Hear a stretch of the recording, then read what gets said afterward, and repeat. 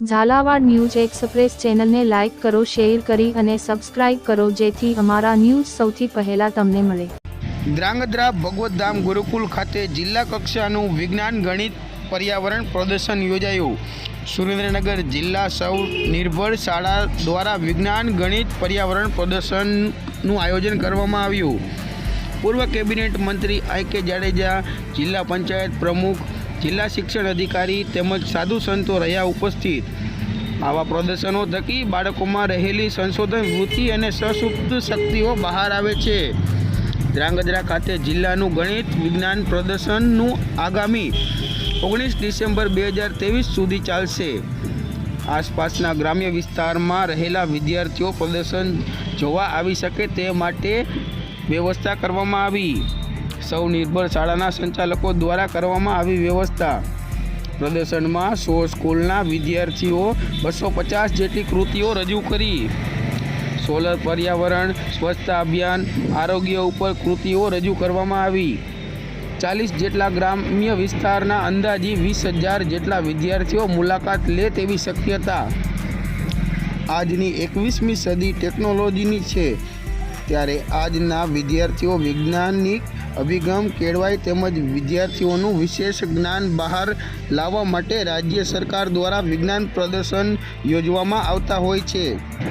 આવા પ્રદર્શનો થકી બાળકોમાં રહેલી સંશોધન વૃત્તિ અને સુષુપ્ત શક્તિઓ બહાર આવે છે અને તેઓ નવીન ટેકનોલોજી વિશે અવાનવા સંશોધનો તરફ પ્રેરાય છે। આજનો સમય ટેકનોલોજીનો સમય છે।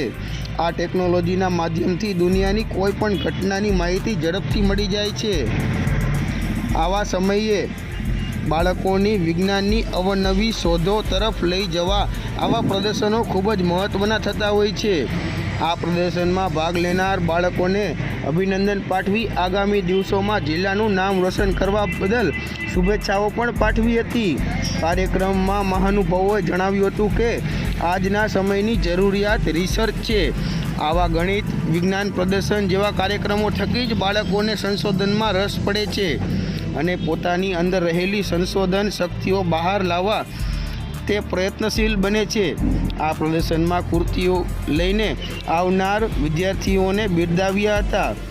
આગામી સમયમાં મહેનત કરી ટેકનોલોજીનો યોગ્ય ઉપયોગ કરવા જણાવ્યું હતું। કાર્યક્રમમાં સંસ્કારધામ ગુરુકુલ અને ભગવતધામ ગુરુકુલના સ્વામી તેમજ પૂર્વ કેબિનેટ મંત્રી આઈ.કે. જાડેજા, જિલ્લા પંચાયતના પ્રમુખ, જિલ્લા શિક્ષણ અધિકારી સહિત જિલ્લાના શિક્ષકો અને વિદ્યાર્થીઓ ઉપસ્થિત રહ્યા હતા।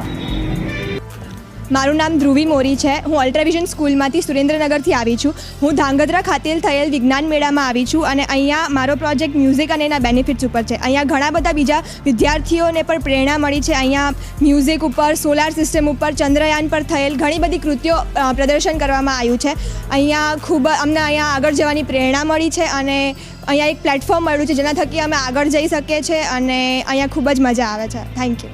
એ લોકો એમાં જિલ્લા સ્વનિર્ભર શાળા સંચાલન મંડળે ધ્રાંગધ્રા મુકામે જિલ્લા કક્ષાના વિજ્ઞાન મેળાનું આયોજન કર્યું છે। અમારા મંડળમાં કુલ 142 શાળાઓ છે, જેમાંથી આશરે 100થી વધારે શાળાઓએ અહીંયા કૃતિઓ રજૂ કરી છે અને 250થી વધારે કૃતિઓ આ વિજ્ઞાન મેળામાં પ્રદર્શન માટે ખુલ્લી મૂકવામાં આવી છે। ધ્રાંગધ્રા તાલુકાના આસપાસના તમામ ગામડાઓમાં એટલે 40થી વધારે ગ્રામ્ય વિસ્તારોમાં અમે અમારા ખર્ચે વિદ્યાર્થીઓ માટે નિઃશુલ્ક વાહન વ્યવહારની વ્યવસ્થા કરેલ છે। આશરે 20,000 વિદ્યાર્થીઓ આ વિજ્ઞાન મેળાનો મુલાકાત લેશે એવો અમારો ટાર્ગેટ છે। તમામ મુલાકાતીઓને અમે ફૂડ પેકેટ આપવાના છીએ। આવા જવા માટેની તમામ પ્રકારની વ્યવસ્થા અમે કરવાના છીએ। વિજ્ઞાન મેળામાં 2 દિવસનો આ કાર્યક્રમ છે, જેમાં સુરેન્દ્રનગર જિલ્લામાંથી તમામ તાલુકાઓમાંથી તમામ ગ્રામ્ય વિસ્તારમાંથી વિદ્યાર્થીઓ અહીં 2 દિવસનું રાત્રિ રોકાણ કરવાના છે। તમામ વિદ્યાર્થીઓ માટે રાત્રિ રોકાણની, ભોજનની વ્યવસ્થા, સવારે ચા પાણીની તમામ પ્રકારની સુવિધાઓ અમે ઉપલબ્ધ કરવામાં આવી છે। બાળકો માટે અને બાળકીઓ માટે અલગ અલગ હોસ્ટેલની સુવિધા છે। તમામ વિદ્યાર્થીઓમાં વિજ્ઞાન પ્રત્યે જાગૃતતા કેળવાય અને આપણા જિલ્લાના વિદ્યાર્થીઓનું વિજ્ઞાન ક્ષેત્રે જિલ્લા કક્ષાએ પરિણામ ઊંચું આવે તેમજ રાજ્ય કક્ષાએ પણ આપણો જિલ્લો વિજ્ઞાનમાં આગળ પડતો રહે એ માટેના પ્રયત્ન।